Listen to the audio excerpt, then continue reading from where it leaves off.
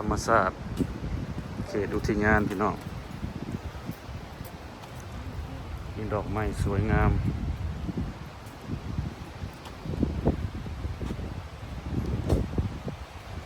นั่งกับน้ำตก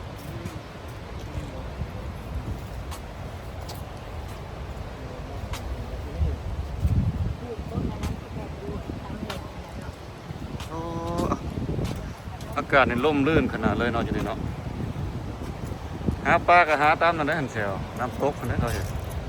ก็ลงได้อยู่อะหาปลาได้เนาะเขาตึกแหอยู่เนี่ย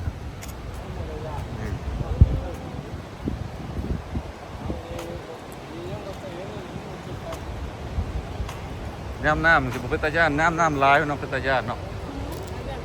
เดินซิป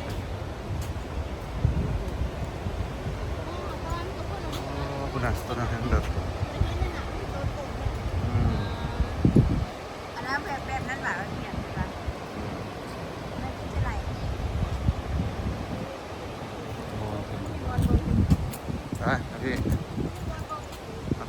ไปพี่มาเบิ่งพี่โอ้ตัวสะออนบรรยากาศนี่น้ำไหลพี่น้องน้ำไหลน้ำตกตาคนพระเพ่งภาคใต้ของลาว